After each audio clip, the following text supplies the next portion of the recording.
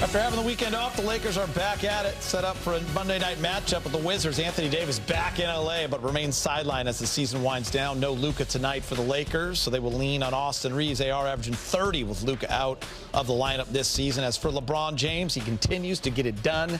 In year 23, he's averaging 16 and 8 in his last 5 games. Hello and welcome to Access Sportsnet Lakers, brought to you by Mercury Insurance. Chris McGee, Allie Clifton. Big game, James. We're going to hear from Mike Trudell in a moment. Good crew right here. Man, do I feel intimidated. 2 hosts. This is a lot on you. Just remember that. Hosts. James, knowledge over James, here. just like with no Luka tonight, you get a lot of numbers. You get a lot of shots. A lot of buckets. Come on, buddy. Get your buckets. I'm passing tonight. So the Lakers have been pretty good lately. Let's check out some recent notes. They are 11-1 in the last 12 games. They're 24-12 this year at Crypto.com Arena. This is a big one. 26-3 versus teams below 500, which they have in front of them tonight. A big reason why they are third in the Western Conference. 7-game winning streak versus the Wizards. Their offensive rating right now, just under 120, 6th best in the association. All right, for more, just to get us all started right, we join Mike Trudell, Laker reporter. He is at Crypto.com Arena. Hi, Mike. What's happening, guys? Welcome to downtown Los Angeles. The Lakers have certainly been playing some good basketball in this building, Geeter, and it should be interesting to see what Washington can bring. Expect that they'll play way over their heads and their record, just like the Brooklyn Nets did. And we know that for the Lakers, they won't have Luka Doncic. This will be the 1-game suspension that he is serving for the 16 technical fouls. So that's where we started with J.J. Redick. You're not going to be able to replace what Luka does, especially, what is it, Keeter, 20 points every first quarter, it seems like. But the Lakers do have plenty of talent, and here's what JJ said they're going to try to do without the Don. I think it starts with just taking care of the basketball and, being really intentional about what we're trying to do offensively. And then it's sprinting back. That's the biggest thing. I mean, they're going to look to push. We didn't do a great job in transition the first time we played them in D.C., and all of their guys are just uber aggressive to score in early offense, and they're one of the best teams in the league in off the dribble threes. They take crazy shots, they make crazy shots. So we got to sprint back and set our defense. And if we take care of the ball, we'll have an easier time doing that. And as you mentioned, the first time you've had 2 days between games in a long time, you did actually get a practice in. What's the value of that at this point of the season, and kind of where were the places you were able to clean things up a little? Yeah, the value is being able to continue to improve. And again, I said this, we've done we placed a heavy emphasis on what we're teaching in film and what we're cleaning up in film, because we haven't had court time to do that. So yesterday, it was some end-of-game cleanup stuff. All the guys got some reps doing some things that they probably won't do during a real game, but it was a fun segment that Scotty did, and did a couple installs of just ATOs that we've been running, and then we cleaned up, just some. It's maybe not basic, but some basic stuff in our pick and roll and DHO defense. Hey, JJ. What you guys have been doing so successfully defensively over the 6 or so weeks, do you see that just carrying through the playoffs, or will there have to be another shift because playoff defense and playoff basketball is different? I think the playoffs are all about your matchup.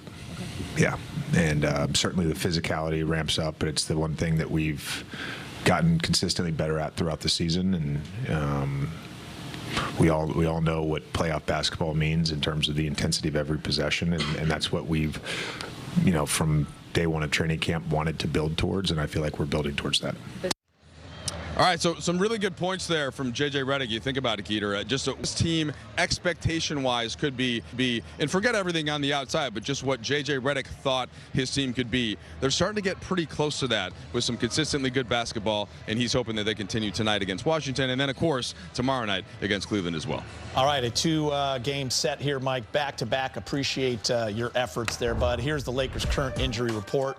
As we mentioned, Luka's out tonight due to receiving his 16th technical foul versus the Nets.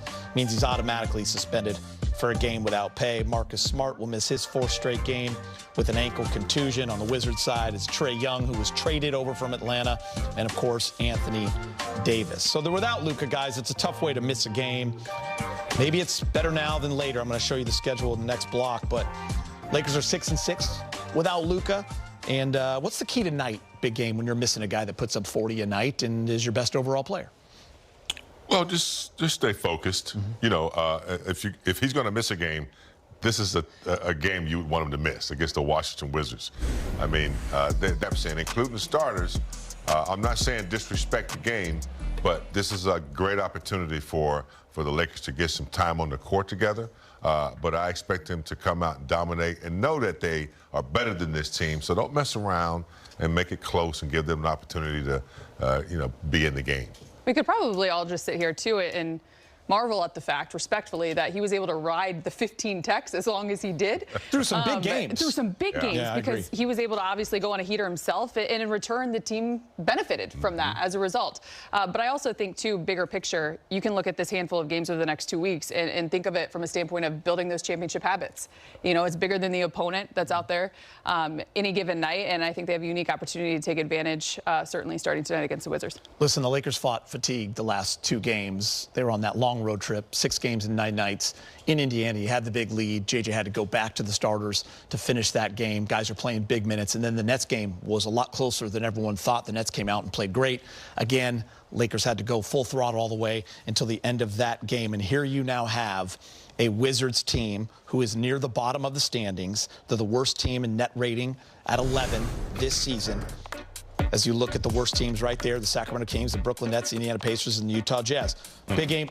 I know you got games on the horizon. We're going to get to that later in the show. How important is it tonight, or is it not, just to get this game, but also get some guys maybe some rest in the fourth quarter? Do you like that idea? All that's critical. You know, you've had a great road trip. You've secured, pretty much 3rd place at the moment. You've taken care of Tigers.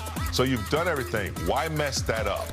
Keep going. You're only, 8-7 games before the playoffs start. You're going to get a little break before that. So, yeah, take advantage of this. Come out as if this was a playoff game, because that's the mentality you got to start building up. And take care of business.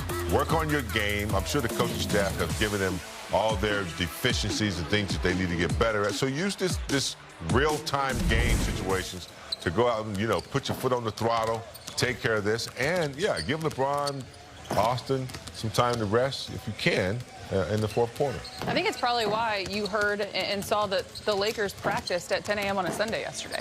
Because you don't want to lose the momentum that you have. You don't want to lose that connection to the good vibes that you're feeling right now. And as much as they had come off the 6-game road trip, 10 days, you'd hear about the fatigue and the energy maybe being a little bit lower than expected.